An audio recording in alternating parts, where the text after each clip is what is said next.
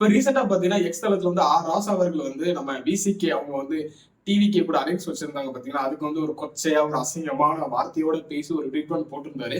அது மிகப்பெரிய அளவுல வைரல் ஆச்சு, அதுவும் பேசப்பட்டுச்சு. அதனால என்ன பண்ணிட்டாங்க, டிலீட் பண்ணிட்டு போயிட்டாரு. சரி, ஓகே, இது புதுசா, இது என்ன புதுசா அப்படின்னு சொல்லிட்டு இங்க நிறைய பேர் பேசிட்டு இருக்காங்க. இதுக்கு முன்னாடி இவர் எப்படி எல்லாம் கொச்சையா பேசியிருக்காரு, எவ்வளவு பெரிய ஆபாசமா பேசியிருக்காரு, அதை பத்தி தான் இந்த இன்னைக்குள்ள வீடியோல பார்க்க போறோம். அதுக்கு முன்னாடி நம்ம சேனலுக்கு புதுசா இருந்தீங்கன்னா கண்டிப்பா சப்ஸ்கிரைப் பண்ணிடுங்க. இந்துவாக இருக்கிற வரை சூத்திரன், சூத்திரனாக இருக்கிற வரை நீ விபச்சாரியின் மகன். இந்துவாக இருக்கிற வரை நீ பஞ்சவன், இந்துவாக இருக்கிற வரை நீ தீண்டத்தகாதவன். எத்தனை பேர் விபச்சாரி மகனாக இருக்க விரும்புகிறீர்கள், எத்தனை பேர் தீண்டத்தகவனாக இருக்க விரும்புகிறீர்கள் என்கின்ற கேள்வியை உறக்க சொன்னால்தான் அது சனாதனத்தை முறியடிக்கின்ற அடிநாதமாக அமையும் என்பதை விடுதலையும் முரசொலியும் திராவிட முன்னேற்ற கழகமும் திராவிடர் கழகமும் எடுக்க வேண்டிய காலம் வந்து விட்டது. இப்ப இவர் பேசியிருக்காரு ஹிந்து மதத்துக்கு எதிராக வந்து இவர் இப்பதான் இப்படி பேசியிருக்காருன்னு கேட்டீங்கன்னா, இதுக்கு முன்னால நிறைய பேசியிருக்காரு. இது பழைய வீடியோ தான். இந்த பழைய வீடியோ எடுத்து எதுக்குப்பா இப்ப பேசுறோம் அப்படின்னு கேட்டீங்கன்னா, இவரை பத்தி பேசணும்ல. இவர் எவ்வளவு பெரிய ஆபாச பேச்சாளர். இதுக்கு முன்னாடி டிஎம்கே இருக்கிறாங்க, டிஎம்கே வந்து முன்னாடி இருந்து இருக்கிறாரு. இப்ப டிஎம்கே தான் எனக்கு அதை கொடுத்துச்சு இதை கொடுத்துச்சு அப்படின்னு சொல்றாரு. ஓகே, ஒரு சிலது ஏத்துக்கணும். டிஎம்கேனால இங்க ஒரு சிலது மாறி இருக்கு, அதை நம்ம ஏத்துக்கிட்டு தான் ஆகணும். பட் அதுக்காக இவர் என்ன பேசினாலும் கேட்டுக்கிட்டு டிஎம்கே இருந்து இருக்குதுன்னா, டிஎம்கே ஹெட்ல இருக்கவங்களா இருக்காங்கன்னா எப்படின்னு எனக்கு புரியல. இந்துக்கள்லாம் இப்படி கேவலமானவங்க மாதிரி ஒருத்தங்க பேசுறாரு அப்படின்னா, இதை நம்ம எப்படி சொல்றது?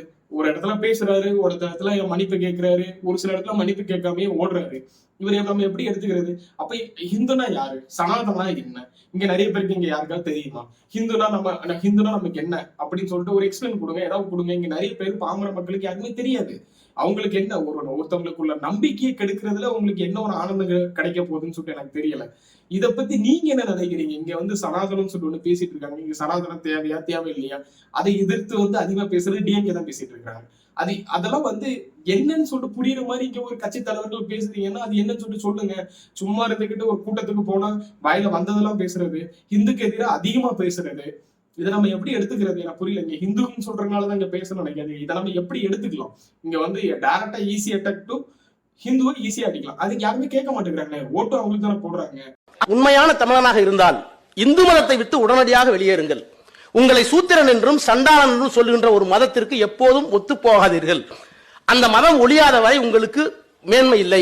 முக்கியமா இவர் என்ன சொல்றாருன்னா, ஹிந்து மதத்தை விட்டு வெளியே வா அப்படின்னு சொல்றாரு. இங்க வந்து நான் ஒன்னே சொல்லிக்கிறேன், ஹிந்து, கிறிஸ்டின், முஸ்லீம், நீங்க சீக்கியம் இந்த மாதிரி நிறைய இருக்கிறாங்க. அவங்களோட அது வந்து ஒரு நம்பிக்கை. அந்த நம்பிக்கையை விட்டு வெளியே வான்னு சொல்ல முடியுமா? நீங்க மெயினா ஹிந்து விட்டு நீங்க வெளியே வாங்க அப்படின்னு சொல்லிட்டு நிறைய சொல்லிட்டு இருக்கிறீங்கன்னா, அப்போ நீங்க டிஎம்கே விட்டு முதல்ல நீங்க தான் வெளியே வரணும். ஏன்னா நீங்க ஒரு தமிழனா இருந்தா கண்டிப்பா டிஎம்கே விட்டு வெளியே தானே வரணும் நீங்க. அப்ப டிஎம்கே எப்படி அந்த பேஸ் எங்க இருந்து வருது அப்படின்னு சொல்லிட்டு அண்ணாவை தவிர்த்து நான் சொல்றேன். மத்தவங்க நீங்க எங்க இருந்து பேஸ்ல நீங்க உட்கார்ந்து இருக்கிறீங்க? அப்ப நீங்க தமிழனா இருந்தா கண்டிப்பா நீங்க வந்து டிஎம்கே விட்டு வெளியே வரணும். எப்படி வசதி சாத்தியம் பண்ணிட்டீங்கல்ல, அப்புறம் என்ன இதுக்கு வந்து தீர்மானம் போட்டீங்க? புத்தி இருக்கா? நான் எல்லா சாத்திய முறையிலும் ஆராய்ந்து விட்டேன், நீட்டை ரத்து செய்வதற்கு சாத்தியமே இல்லை. அப்புறம் என்னத்துக்கு தமிழ்நாட்டில் வந்து தீர்மானம் போட்ட? யாரை ஏமாத்த? அயோக்கியத்தனம் இல்ல.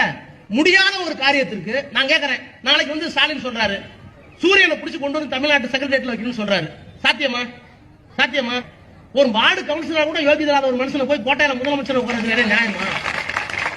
என்னண்ணே, அது உங்க கண்ணாடிண்ணே. உங்க கண்ணாடியை பத்தி நீங்களே திட்டிக்கிட்டா அப்ப நாங்களே என்னத்துக்கு இருக்கோம்? அதனால கொஞ்சம் புரிஞ்சு அறிஞ்சு பேசுங்க. இந்த வீடியோ பழைய வீடியோ தான், பட் உங்களை நீங்களே காரி துப்பின மாதிரி தான் இருக்குது. இதை நம்ம எப்படி எடுத்துக்கிறது? நெக்ஸ்ட் வந்து நம்ம தோல் திருமாவளவன் அண்ணன் மேல வந்து எனக்குலாம் முன்னாடி எல்லாம் ரொம்ப மரியாதை இருந்துச்சு. இப்ப அது கொஞ்சம் கொஞ்சமா குறைச்சிட்டு வருதுன்னு எடுத்துக்கலாம்னு நினைச்சீங்களா? ஏன்னா வந்து அவர் வந்து எப்படி எங்க பேசணும்னு தெரியாத மாதிரி முடிச்சிட்டு இருக்காரு. ரெண்டு சைடுக்கும் ரெண்டு கையிலையும் கயிறை போட்டு இந்த ஒரு பக்கம் அந்த ஒரு பக்கம் ஒரு ஆள் இழுத்து வச்சிருக்கிற மாதிரி தான் அண்ணன் இருக்காரு. முன்னெல்லாம் வந்து அண்ணன் வந்து பேசுறதெல்லாம் கேட்கும் போது அவ்வளவு நல்லா இருக்கும். இங்க வந்து ஜாதி மதம்லாம் அப்பாற்பட்டுலாம் நீங்க பாருங்களா, அண்ணன் பேசுறது அவ்வளவு தெளிவா இருக்கும். அவ்வளவு அரசியல் புரிதலோட நல்லா பேசுவாரு. அவர் பழைய வீடியோல எடுத்து பாருங்க, அவ்வளவு பூரிப்பா இருக்கும். இப்ப ரீசெண்டா நீங்க கடைசி ஒரு 5 வருஷம் நீங்க பாத்தீங்கன்னா, 5 வருஷம் இல்ல, கடைசி ஒரு 10 வருஷமா எடுத்துக்கீங்களா, டிஎம்கேக்கு ரொம்ப ஜாலரா போடுவாங்க. எதுவுமே நடக்காத மாதிரி.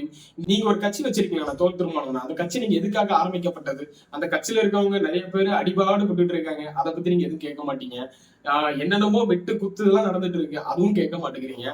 டிஎம்கே ஆட்சி நடக்கும் போதுல நீங்க வந்து இது ஒரு சூப்பர் கவர்மெண்ட், எதுவுமே நடக்காத மாதிரி நீங்க தாண்டி போனீங்க. அவங்க சொல்றதுக்கு ஒரு பொம்மை மாதிரி கீ கொடுத்த மாதிரி தான் நீங்க பேசிட்டு இருந்தீங்க. இப்படி இருக்க சுச்சுவேஷன்ல உங்களோட கட்சியில சேர்ந்தவங்க நீங்க ஒரு கட்சிக்காக ஆதரவு கொடுக்கும்போது இவ்வளவு கீழ்த்தரமா ஒரு ட்வீட் ஒன்று போட்டுட்டு அதை டிலீட் பண்ணிட்டு போயிட்டாங்க. அதுக்கு நீங்க என்ன பண்றீங்க, என்ன பேசுறீங்க? திமுக தொண்டர்களும் திமுக இருக்க ஒரு சில உறுப்பினர்களும் இந்த மாதிரி ஆதங்கத்துல இருக்காங்க, இது ஆதங்கத்துல தெரிவிச்சது அப்படின்னு மாதிரி நீங்க பேசுனீங்க அப்படின்னா இதை நம்ம எப்படி எடுத்துக்கிறது? அண்ணன் வந்து இப்படி ஒரு குத்து அப்படி ஒரு குத்து போட்ட மாதிரி தான் இருக்குது. நம்ம வந்து டிஎம்கேவும் பகைச்சிடக்கூடாது. ஏன்னா எப்பெல்லாம் ஆட்சிக்கு வந்து அண்ணன் கூட போய் சேர்ந்துக்கலாம்.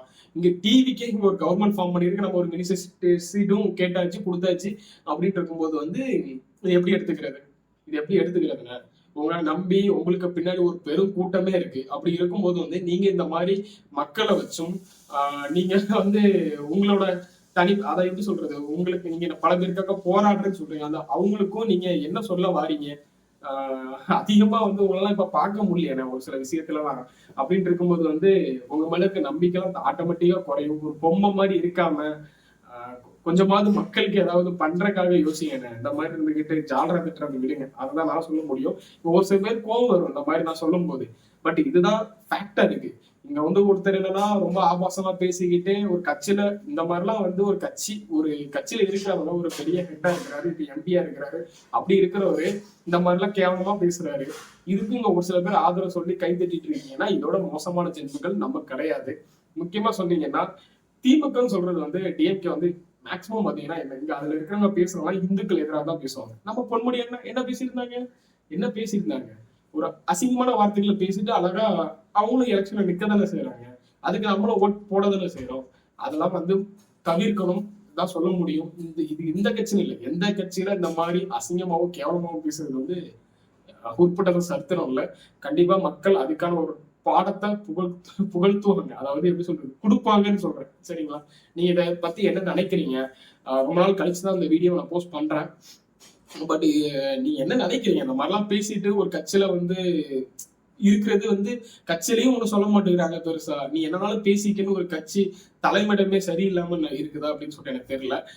நீங்க இதை பத்தி என்ன நினைக்கிறீங்கன்னு சொல்லிட்டு கீழே கமெண்ட் செக்ஷன்ல கமெண்ட் பண்ணுங்க. அடுத்த வீடியோல பார்க்கலாம். பாய். தரப்பில் திரு ஆ ராஜா உட்பட பலர் விமர்சிக்கிறார்கள் என்கிற போது சற்று வலி அளிக்கிறது, வலியாகத்தான் இருக்கிறது. என்றாலும் கூட அவர்கள் ஆதங்கப்படுவதில் நாம் ஒரு நியாயம் இருக்கிறது என்பதை உணர்ந்து கொள்ள வேண்டும். அதாவது திமுகவை கடுமையாக விமர்சித்துக் கொண்டிருக்கிற தாவேகாவோடு நாம் கைகோர்ப்பதை அல்லது அவர்களோடு களத்தில் நிற்பதை அல்லது அவர்களுக்கு ஆதரவு அளிப்பதை அவ்வளவு எளிதாக எப்படி திமுக தொண்டர்களால் கடந்து செல்ல முடியும்?